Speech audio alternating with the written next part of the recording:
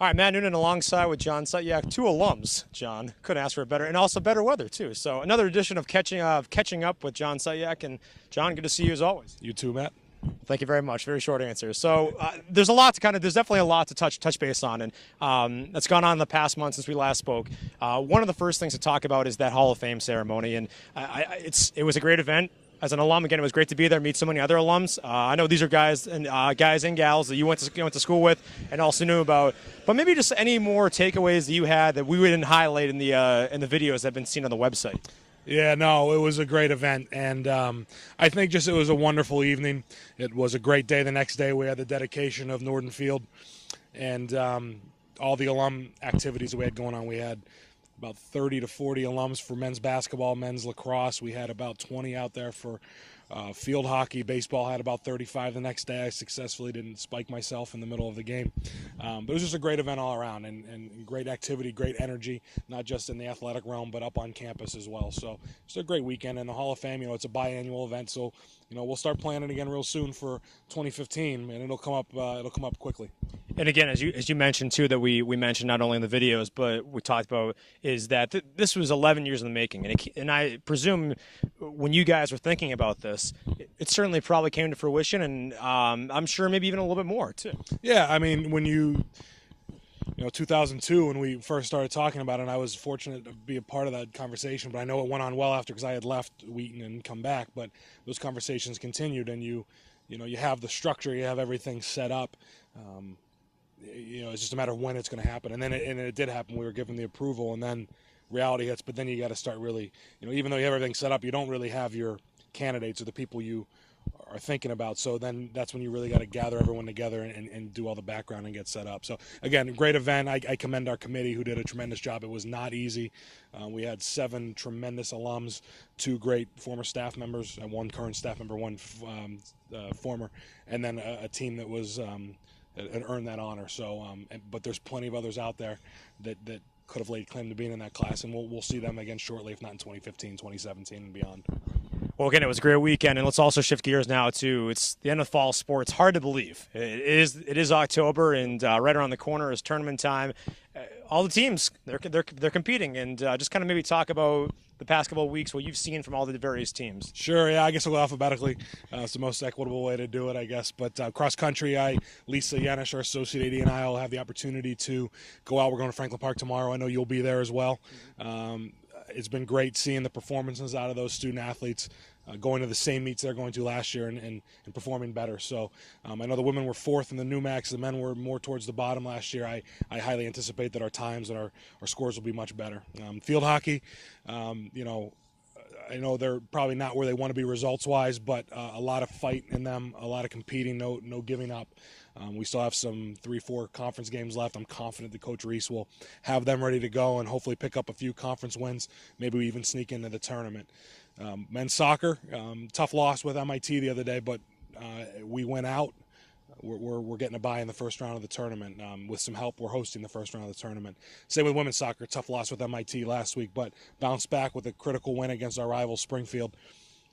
We went out, we control our own destiny, and they got to take that one game at a time and hopefully do well with it. Women's tennis will be the 3 seed. They've done tremendous all year. Hopefully a win in the first round. Can't take Springfield lightly, but maybe set up a rematch with Wellesley, who I think was a 6-3 loss earlier in the year. And then volleyball, it's just been great seeing them continuously improve under Coach Letourneau. And I think I said the other night that we hadn't beaten Coast Guard since I was in college, and I was wrong. It was 2003. I unfortunately wasn't in college then, but anytime you beat a team for the first time in 10 years, it's special. And we win 3 more games, we have an opportunity to host a first-round tournament, and that I don't think has happened since I was in college. So a lot of great energy from the teams, and they're all competing well, and they're all getting better. And I think that's the important thing. It doesn't matter how you start the year. It doesn't matter what you did last year. It's how you finish them. And we're shaping up for a potentially exciting fall, potentially busy fall here at Wheaton.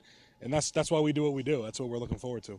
And obviously, it will be exciting. Again, a few more regular season games, and tournament time comes. And as you know, being a former student athlete yourself, it's always exciting. And believe it or not, too, with it being October, this is also an exciting weekend because winter sports technically begin. Yeah. Sure, there's been other schools that have started winter sports, but here we start winter sports with swimming and diving. Practices for men's and women's basketball started occurring the other day, track as well. So just kind of talk about, again, it's hard to believe that the winter sports season is technically here. Winter has begun. I think I tweeted that this morning or yesterday. I was at a wedding this weekend, and they were checking hockey scores. Guy worked at Quinnipiac, and they actually started their season. So, and then I looked at our schedule and realized that, swimming starts this weekend. I actually walked in yesterday morning, and I saw Coach Hodgson in the gym, and I was wondering why she was in there with her team. And, it's after October 14th or 15th. So, I think, again, the preseason is great because it doesn't matter what you did last year. It's turning that page and starting again. I know Coach Roberts is really excited about his men and women swimmers. I'm looking forward to seeing them take on Brandeis this Saturday. Great home opener. I know we'll have the battering relays and a number of events. Basketballs don't start until November, but a lot of great energy. And talking with Coach Hodgson and Coach Walmsley, they're really excited. Synchronized swimming, very excited as well, looking to improve on their performance from last year. And track and field started yesterday, so I know our women's teams are definitely looking forward to trying to improve on their national finish last year. Our men's team's trying to get to that level as well, or get back to that level. We definitely have been at that level. So, those 7 teams are gearing up. It's crazy because, it's about 65, 70 degrees right now, and we're talking about winter sports. But that's what's fun. And so this overlap's always a lot of fun. It gets crazy for all of us. I'm sure the athletic trainers and you all in sports information are running around trying to switch gears, but it's really a very vibrant time in the department, a very exciting time, especially when you get towards beginning of a new season and playoffs for everyone else in the fall. And one other thing that's also been exciting, there's been a lot of great news with a lot of current and some alums, even my year. I'm a proud member of class of 2010. I know you're a few years ahead of me. We don't need to get into that, but there's been a lot of excitement with a lot of former athletes getting coaching jobs, and there's a lot of as from both of our end being Wheaton alums. It's great to walk into an office and be able to relate, say we were here as students. Yeah. But there's also student athletes that went out, got their diplomas here, and are now coaching at other schools. From an athletic director's perspective, it's got to be pretty exciting. Oh, it's awesome. And first off, thank you for pointing out I'm only a few years older than you. Appreciate that. I wanted to be fair. Just a few, thank you. No, it really has been exciting, and Sean has done a tremendous job promoting the many student athletes that are either assistant coaches or head coaches at various places. I was trying to think about the other day, like where everyone is, and not just college, but also high school. And kind of around the time I had been graduating a few years before you. We started seeing this trend, but lately, Scotty Fosher at St. Mike's, Payam Payman, a head coach of tennis at Mount Ida, Ben Davis, head coach at Mount Ida for men's basketball, Lisa Wallen, assistant coach at Tufts. You can go on, and I'm going to forget people if I keep trying to name them, but it's awesome. It kind of lends, it kind of proves that they had a good experience here as a student athlete, and hopefully what they learned from their coaches and their teammates at Wheaton, they take on and share with others. And again, we have a number of people at high schools that are doing the same thing, hopefully getting those students ready for the college game. Maybe not at Wheaton, but wherever they decide to go to school, whether it's Division I, II, or III. So it's exciting anytime you see, no matter what our alums do, whether it's sports media, whether it's business, whether it's teaching or whatever it is. But yeah, I think when you see the students that you see in the hallways for 4 years, and the next thing you know they're on the opposing sideline, you want to beat them, but it's also great to see them and you're rooting for them. So it's a lot of fun. All right, we'll wrap things up here just like we did last time. Some other things that we may have not touched on here that we should be looking forward to coming next couple of weeks, or some things that are behind the scenes that you're working on you want to highlight. Sure, yeah. No, we'll have the 25th reunion anniversary of men's soccer. We're going to do that on October 26th when we're playing Coast Guard. It'll be a really busy day. I think we have 3 teams at home that day. We'll be doing the 25th anniversary for men's basketball on November 15th. That's the night of their home opener.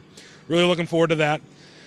And we're going to honor our women's track and field team at halftime of the men's basketball game on November 21st. So the top 10 finishes, we'll honor them at halftime and give them their due. And I know it'll be a nice bookend as they close the door on that and get ready for second semester when they start to try and improve on those finishes and get back to where they want to be. So those are the things coming up. I know the semester will end quick, and we'll hit Thanksgiving, and then it's close the door, and then turn right back around in January. So we're looking forward to it. Very true. Hard to believe. Again, winter sports, it's crazy is what it is. For John, I'm Matt. Of course, for everything Wheaton College Athletics, check out the brand new athletics website at athletics.wheatoncollege.edu, and we will see you very soon on our next edition. Thanks again for tuning in.